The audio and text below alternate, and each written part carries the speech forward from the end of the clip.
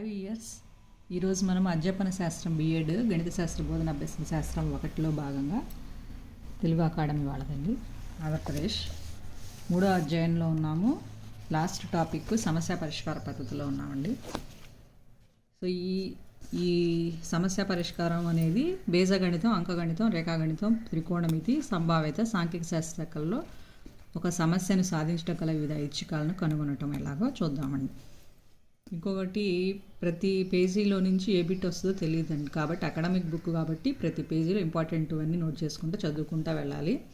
డిఎస్సికి చాలా ఇంపార్టెంట్ అండి ఈ బుక్.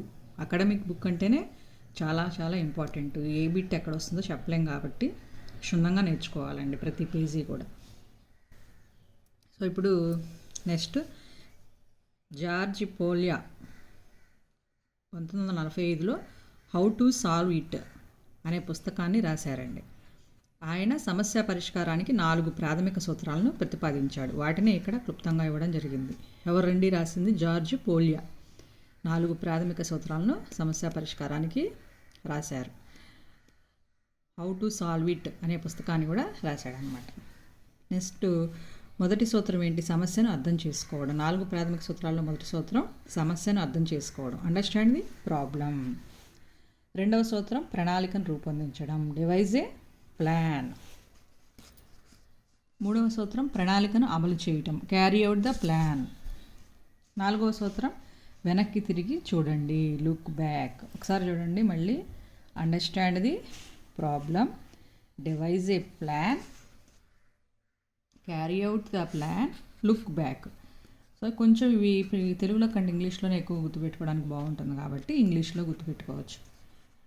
లేకపోతే తెలుగులో వచ్చేసి మనకి ఇక్కడ ఫస్ట్ సమస్యను అర్థం చేసుకోవడము, సమస్యను ఒక ప్రణాళికను రూపొందించడం, సమస్యకు సంబంధించిన ప్రణాళికను రూపొందించడం, ఆ సమస్యకు సంబంధించిన ప్రణాళికను అమలు చేయడం, నెక్స్ట్ వెనక్కి తిరిగి చూడడం అండి.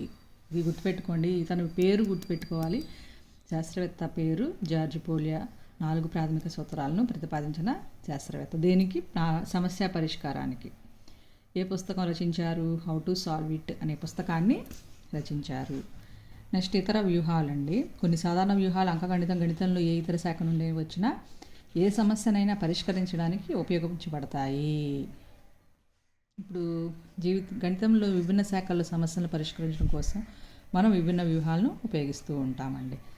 ఒకటి రైడ్ వ్యూహం, స్ట్రాటజీ. ఇది కూడా మరొక సాధారణ సమస్య పరిష్కారం. First read the problem correctly. సమస్యను సరిగ్గా చదవండి. Identify the relevant information. గుర్తించడం, ఆ సమస్య సంబంధించిన సమాచారాన్ని గుర్తించడం. Determine the operation and units for expressing the answer. ప్రమాణాలను నిర్ధారించడం అన్నమాట. సమాధానం వ్యక్తీకరించడానికి ప్రక్రియను, ప్రమాణాలను నిర్ధారించడం. Enter the correct numbers and calculate then check the answer. Correct numbers అంటే సరైన సంఖ్యలను ఎంటర్ చేయాలి, క్యాలిక్యులేట్ చేయాలి, గణన చేయాలి, సమాధానాన్ని సరిచూడాలి, check the answer. Next, solve strategy. Study the problem. సమస్యను అధ్యయనం చేయి. Organise the facts. యథార్థములను వ్యవస్థీకరించు. Line up the plan. ప్రణాళికను తయారు చేయు. Verify your plan with competition. గణనతో మీ ప్రణాళికను సరిచూడండి. Examine your answer. మీ సమాధానాన్ని పరీక్షించుకోండి. SOLVE, సాల్వ్ స్ట్రాటజీ అండి. S means study the problem, O means organise the facts, L means line up the plan, V means verify your plan with competition. గణనతో. Examine, E means examine your answer. First కూడా అంతేనండి. Ride అంటే RIDE, ride. R means read the problem, I means identify, D means determine, E means enter. ఇలా గుర్తుపెట్టుకోవచ్చండి. Next, star strategy. దీనిని బీజగణిత పద సమస్యల కొరకు ఉపయోగిస్తారు, వర్డ్ ప్రాబ్లమ్స్ గురించి. స్టార్ స్ట్రాటజీ అండి. Search the word problem. సమస్యను జాగ్రత్తగా చదవండి. పద సమస్యను శోధించడం. సెర్చ్ ద వర్డ్ ప్రాబ్లం అంటే పద సమస్యను శోధించడం. సమస్యను జాగ్రత్తగా చదవడం. నాకు ఏ విషయాలు తెలుసు, ఏం కనుక్కోవాలని ప్రశ్నించుకోవడం. Translate the words into an equation picture form. ఒక చర్రాశిని ఎంపిక చేసుకోండి. చేయాల్సిన ప్రక్రియను గుర్తించి మూర్తానువర్తనంతో చూసి సమస్యను ప్రశ్నించపరచడం. ప్రాతినిధ్యాన్ని చిత్రాన్ని గీయడం, బీజగణిత సమీకరణ రాయండి. Answer the problem, review the solution. సమస్యను తిరిగి చదవండి, సమాధానం అర్థంగా ఉందా లేదా. అర్థవంతంగా లేకపోతే ప్రశ్నించుకోవాలి, సమాధానాన్ని సరిచూడాలన్నమాట. విద్యార్థులు ప్రతి దశను ఇవి పూర్తయిన తర్వాత తనిఖీ చేసుకోవాల్సిన అవసరం ఉంటుంది. Next cubes. C means circle the numbers, సంఖ్యలకు వృత్తం చుట్టండి. U means underline important words, ముఖ్యమైన పదాల కింద గీత గీయండి. B means box the question, ప్రశ్నను ఒక బాక్స్లో ఉంచండి.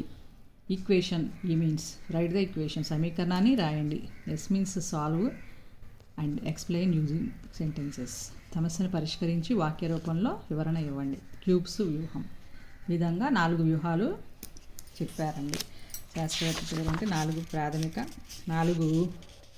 ప్రాథమిక సూత్రాలను ప్రతిపాదించారండి జార్జ్ పోలియా గారు. హౌ టు సాల్వ్ ఇట్ అనే పుస్తకాన్ని రచించారు సమస్య పరిష్కారానికి. నెక్స్ట్ భావన సాధన నమూనా, కాన్సెప్ట్ అటైన్మెంట్ మోడల్. దీని గురించి తర్వాత వీడియోలో చెప్పుకుందామండి. Thank you.